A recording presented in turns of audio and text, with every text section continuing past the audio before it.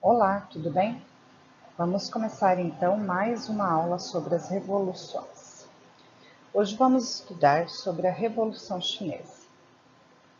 Não nos parece muito interessante, estudar a Revolução Chinesa, mas ela faz parte do contexto histórico e ela precisa ser trabalhada, A gente precisa ter um entendimento de pelo menos alguma coisa que se deu lá na China para ter uma ideia do que ela influenciou no mundo a partir disso, Então vamos lá. A Revolução Chinesa foi o processo revolucionário responsável pela transformação da China em uma nação comunista.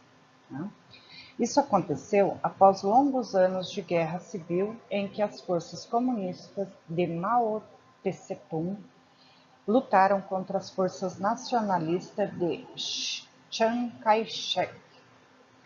Com essa vitória, foi fundada a República Popular da China e as transformações começaram a ser implementadas pelo novo regime comunista. A gente precisa ver os antecedentes, da Revolução Chinesa antes de dar seguimento. Então, a Revolução Comunista de 1949 foi o resultado final de um longo processo de transformação que aconteceram na China no decorrer do século XX. No começo daquele século, o país se encontrava governado por uma monarquia e era enfraquecida por conta da interferência estrangeira. O território chinês ele era ocupado por diferentes nações.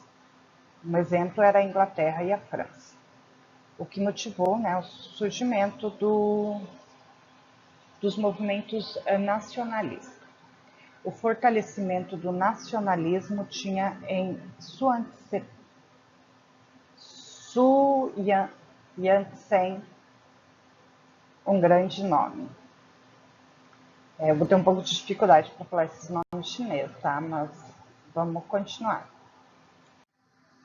A Revolução de 1911, ou a Revolução Xinhai, colocou fim à monarquia chinesa e deu início a uma república formada a partir de um governo provisório. O período que se seguiu após 1911 foi bastante conturbado, e a instabilidade fomentou os movimentos separatistas em parte do país.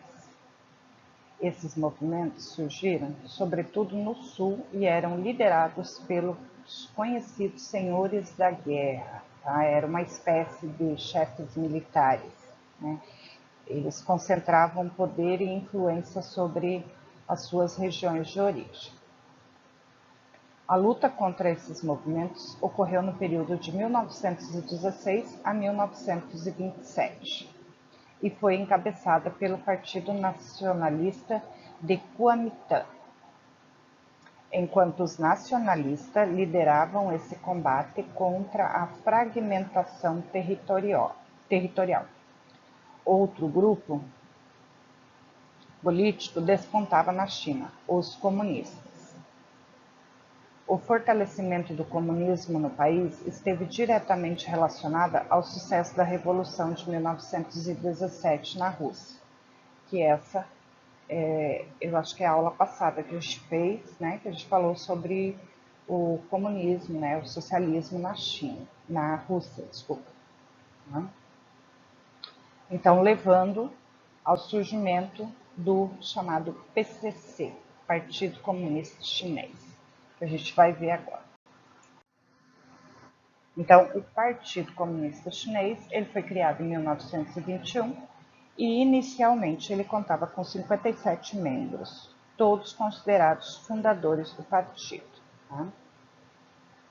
Um deles era Mao Tse-tung, nome de grande relevância no PCC durante os anos seguintes.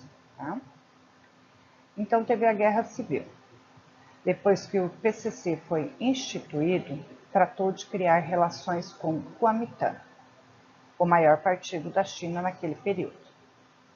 As ligações iniciais foram bem amistosas, uma vez que a partir da mediação da União Soviética, o Kuomintang aceitou acolher os comunistas em seus quadros, desde que submetidos ao comando de Sun Yat-sen.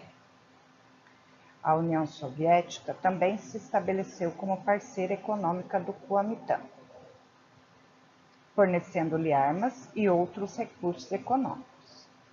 O apoio soviético a um partido visto como burguês acontecia porque afirmavam que a China não possuía as condições históricas e necessárias à transição para o socialismo. A relação do Kuomintang com os comunistas alterou-se a partir de 1925, quando Sun Yat-sen faleceu e Chiang Kai-shek assumiu o comando do partido. Os comunistas passaram a sofrer uma intensa repressão do Kuomintang, porque o PCC, que é o Partido Comunista Chinês, começou a registrar um crescimento considerável, sobretudo nas grandes cidades chinesas, o que incomodava Chiang. Chiang Kai-shek então ordenou uma perseguição aos comunistas, mobilizando tropas para realizar essa tarefa. O aumento da repressão colocou os comunistas chineses em situação de risco, os quais, para evitar a total aniquilação do movimento, optaram por se refugiar em zonas do interior. Em fuga, que ficou conhecida como Longa Marcha, aconteceu em 1934 e 1935, quando os comunistas percorreram aproximadamente 10 mil quilômetros. Tá? Então, eles saíram da região de Jiangxi e Fujian para se estabelecer em Yuan, ou Yan'an, acho que é isso. A guerra civil que era travada na China entre comunistas e nacionalistas, ela foi parcialmente interrompida em meados de 1930, porque os japoneses se tornaram uma grande ameaça para ambos. O Japão, que tinha interesse imperialista na China, ampliou suas ingerências no território chinês durante a década de 1930. Em 1931, os japoneses oficialmente invadiram parte do território chinês, evento que ficou conhecido como Incidente Mukden. O território ocupado foi a Manchúria, onde os japoneses fundaram um estado fantoche conhecido como Manchukuo. A hostilidade japonesa intensificou-se e levou o país a declarar guerra contra os chineses em 1937. Com isso, nacionalistas e comunistas concordaram em impor uma trégua à luta e tratavam entre si para concentrar esforços contra os japoneses na guerra conhecida como Segunda Guerra Sino-Japonesa. Então, eles eram inimigos, mas no momento de defender o seu país, eles se uniram, para se defender do Japão. Apesar disso, os historiadores registram que mesmo no período de trégua comunista e nacionalista, continuaram lutando entre si. A derrota japonesa e o reinício da Guerra Civil. A luta contra os japoneses estendeu-se durante 8 anos e só terminou em 1945, quando o Japão foi definitivamente derrotado ao final da Segunda Guerra Mundial. O Japão foi derrotado porque os Estados Unidos lançou sobre Hiroshima e Nagasaki a bomba atômica, que arrasou então com o Japão e acabou com a guerra, com o Japão na Segunda Guerra Mundial. Tá? Com a vitória dos chineses, os líderes dos partidos Mao Tse-tung e Chiang Kai-shek reuniram-se para debater a formação de um governo conjunto na China. Essas negociações, no entanto, representaram um fracasso completo, porque os nacionalistas exigiam que os comunistas estivessem totalmente desarmados, o que naturalmente foi rejeitado por Mao Tse Tung. Assim, a guerra civil foi retomada em 1946. Com as forças nacionalistas recebendo forte apoio dos Estados Unidos, apesar desse suporte americano, as formas de Chiang Kai-shek não possuíam a popularidade que os comunistas tinham, sobretudo os camponeses. Esse apoio existia porque os comunistas que defenderam a população camponesa, além de terem implementado medidas que garantiam o acesso dessas pessoas a um pedaço de terra. Após o reinício da Guerra Civil, as forças comunistas eram superiores a 10 milhões de pessoas. Apesar de somente 1 milhão ser composto por soldados profissionais e devidamente armados. Então, de 1946 a 1949, foram ampliado o domínio sobre o interior da China. O exército comunista, né, ou Partido Comunista, ele estava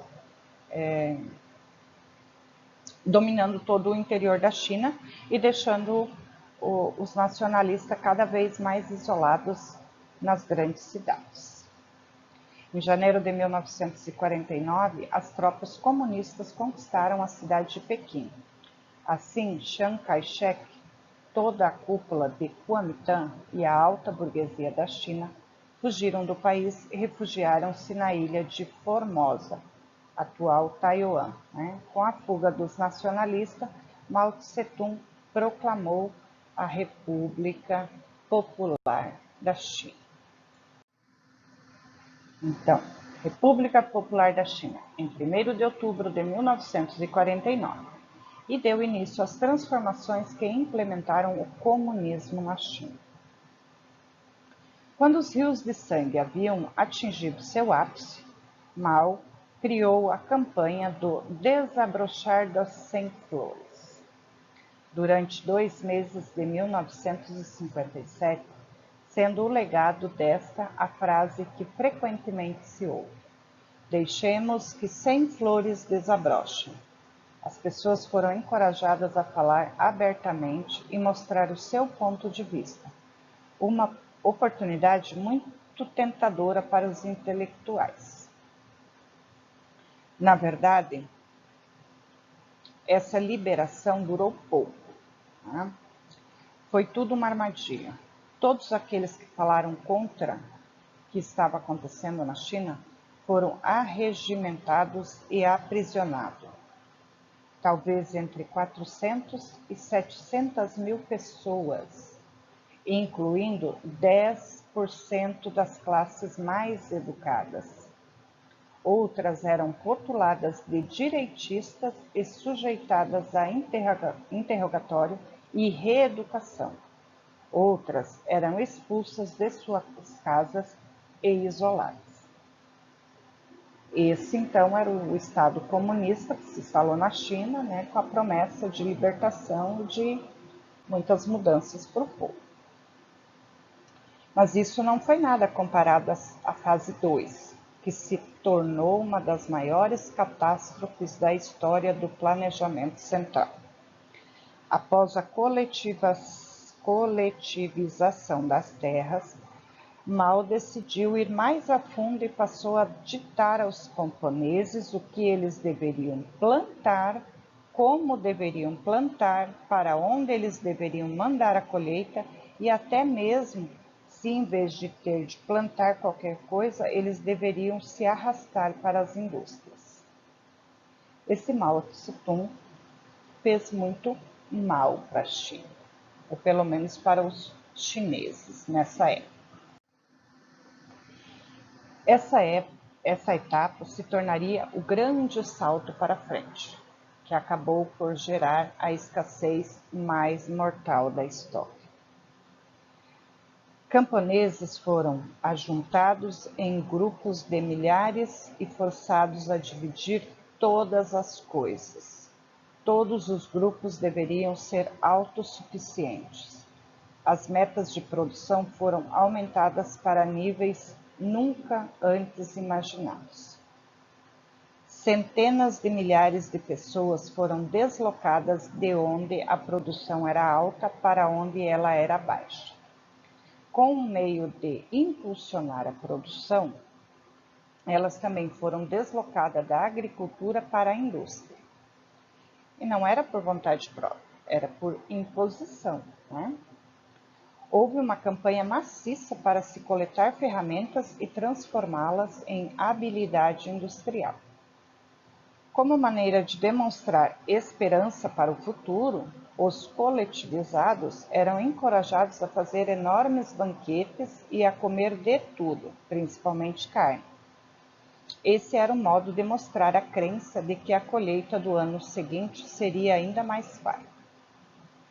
Em 1957, o desastre estava por todos os lados. Os trabalhadores estavam tão enfraquecidos que eram incapazes até mesmo de colher suas escassas safras. E assim eles morriam, vendo o arroz apodrecer.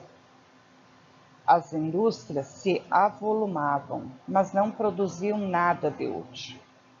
A resposta do governo foi dizer às pessoas que gorduras e proteínas eram desnecessárias. Mas a fome não podia ser negada. O preço do arroz subiu de 20 a 30 vezes no mercado negro. Como as transações foram proibidas entre os grupos coletivistas, você sabe que é a tal da autossuficiência, né? Milhões ficaram à míngua. Já em 1960, a taxa de mortalidade pulou de 15% para 68%. E a taxa da natalidade despencou. Quem quer que fosse pego estocando grão era fuzilado. Camponeses flagrados com a menor quantia imaginável eram aprisionados. Fogueiras foram banidas. Funerais foram proibidos, pois eram considerados esbanjadores. As pessoas não podiam nem velar, né, os seus entes queridos. Né? E a população ela estava minguando, morrendo aos poucos, né? Morrendo de fome, de doença, de tristeza, de tudo. Mas, finalmente, em 1976, Mao morre. Em poucos meses, seus conselheiros mais próximos foram todos encarcerados. A reforma começou, lenta a princípio, mas depois atingiu uma velocidade assustadora.